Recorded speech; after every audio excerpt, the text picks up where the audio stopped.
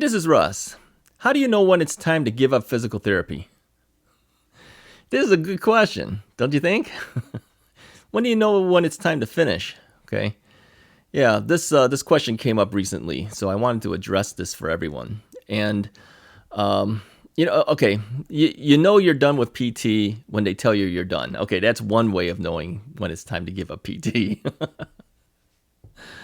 Sadly, that doesn't always happen, or it happens, but it happens way down the road. All right. So how do you know when it's over? For me, I knew it was over when the pandemic hit. I was kind of forced out of PT. I probably would have kept going if it wasn't for that. I had already gone 6 months, did 80 sessions of physical therapy. So I kind of figured when that happened, I said, you know what? I think it's time to step back now. I mean, it's 6 months. Come on. And I was going almost every single day. The only days I didn't go was Saturdays and Sundays. I was usually there Monday through Friday. Or sometimes I wouldn't go because maybe the therapist wasn't available for one day. But I would go a minimum of 4 out of the 5 weekdays. Sometimes 5 out of the 5 weekdays. So I was there all the time. Okay. So when do you know when it's really time to give it up? How do you know if you've gotten enough flexion, enough extension? Let me just give you my perspective. And again, I'm not a doctor, I'm not a physical therapist, so I'm not telling you when you should stop. All right. But these are some of the things that would go through my mind. Okay. Okay, here's a bad way of that. If you've run out of money, it's time to stop physical therapy. I had a $50 copay. All right. You multiply that out by 80 sessions. I had $4,000 out of my pocket besides my insurance for physical therapy only. So, yeah, that's one way. That's one way to know when you're done, when you've run out of money. But realistically, how do you know when you're really done? Okay. I think most doctors and therapists will agree that you should try to aim for at least 120 degrees or more. That's usually the number that I've heard from my own doctor and from several physical therapists that I had worked with. So if you've hit at least 120 consistently, that might be the time to stop. I don't agree that stopping at physical therapy, that might be the time to stop. But that doesn't mean that you stop altogether. You don't have to do any more work. Okay. I mean, even to this day, I still do work on the knee. All right. So my feeling is that your extension should be at 0 degrees. If you haven't hit 0 degrees, you might not want to stop.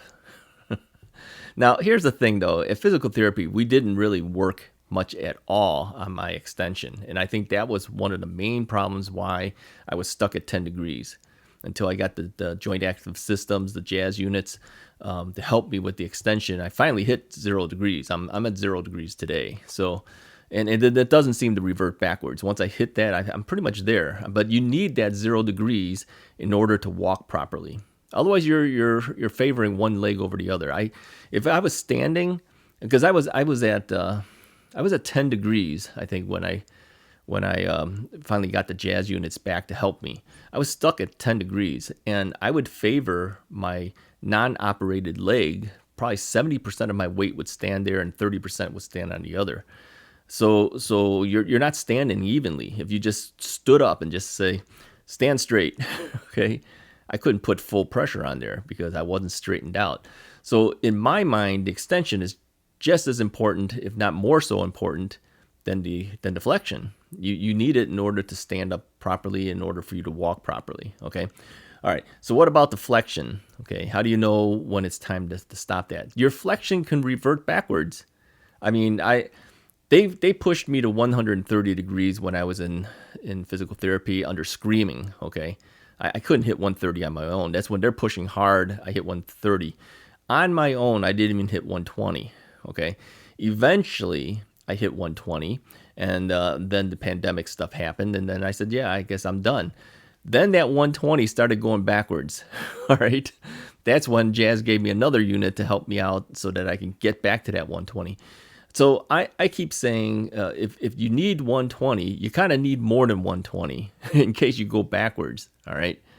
And I don't know. I need to do I need to do a proper measurement. I'll do that soon and record it so that you guys can see what the actual measurement is as of today.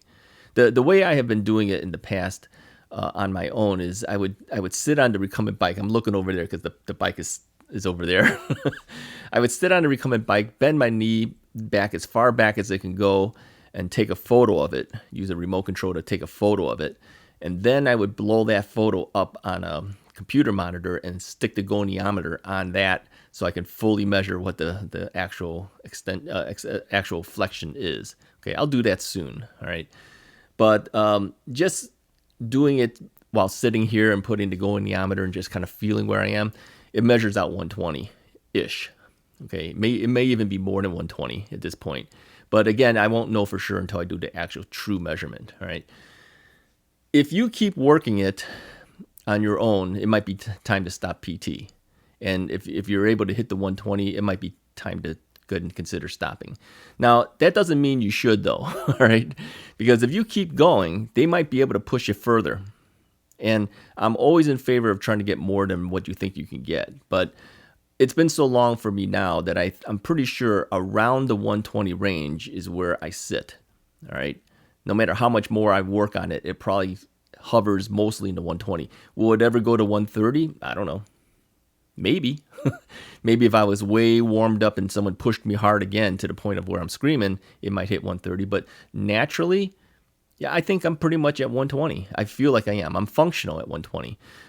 There was a chart that someone told me to take a look at, and it showed, what your degrees needed to be in order for you to function in certain things. Like, how many degrees did you need to get out of a chair? How many degrees did you need to ride a bike? That kind of thing.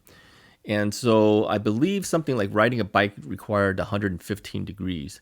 So if you think about it, 120 is not that much more than just riding a bike, all right? I remember going to physical therapy and asking my therapist, just looking at my knee and how I'm sitting off the edge of the table and bending back. I go, yeah, that's 90 degrees, isn't it? And he goes, no. I thought it was not 90, but it isn't. He measured it and showed it. Yeah, it wasn't. I says, you can get out of a chair at 90 degrees, right? He goes, no. You need more. That leg needs to be underneath underneath the chair and underneath you in order for you to push up. So if you're at 90 degrees, you're like perpendicular to the levelness of your thigh. Come on, how are you going to get out of a chair? You need more than a certain amount of degrees in order to do certain functions. So if you feel you're functioning well enough that you can do everything you need to do, then maybe it's time to consider stopping PT. I would still always ask your doctor and always ask your therapist, do you think it's okay for me to stop? I wouldn't just stop, okay? Get their professional opinion. And if they think, yeah, if you feel like you want to and you don't want to do it, yeah, then maybe it's time to do it. But here's what I would say. When you're at home, have someone that help you push a little bit. Now, come in. You've gone to so many physical therapy sessions that you kind of know what they do, but they gotta be careful, right? You don't want them hurting you or anything like that. The main thing is you got to keep it stretching. You got to keep it moving and keep it doing it. All right. You're gonna need to do this for a while. I mean, look at me. I'm over 2 years now. Was it like something like 2 years and 2 months or something like that? September, October, November, December. 2 years and 3 months almost. Okay. I'm still working it. So if you're still in your physical therapy and you're thinking about quitting, yeah, maybe that's time to stop there, but that doesn't mean it's time for you to stop altogether. You have to keep working it ongoing if you want to keep the ranges that you gained at physical therapy, all right? Don't fool yourself, all right? Make sure you continue to keep working to keep that range. You worked hard to get it. You don't want to lose it, all right? That's how I see it. So I keep doing stuff. Now, granted, I haven't been on the recumbent bike yet since stopping my e-bike, but I'm fairly far along, but that doesn't mean it's not in my brain thinking I need to get back on doing it. Okay, I went out riding today. You're going to see some e-bike videos on, when is it? You'll see it on Saturday, Monday, and Wednesday coming up, okay?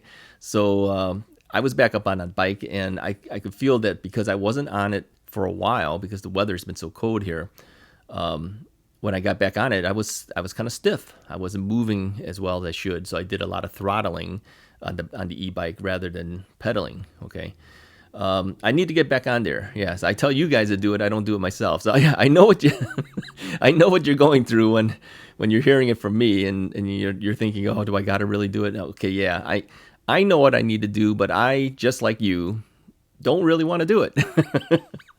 But I got to do it. Okay. There's another exercise that I do a lot, and I've told you guys before. I'll put a link up here so you can see that video again, where I stretch my knees out on the steers.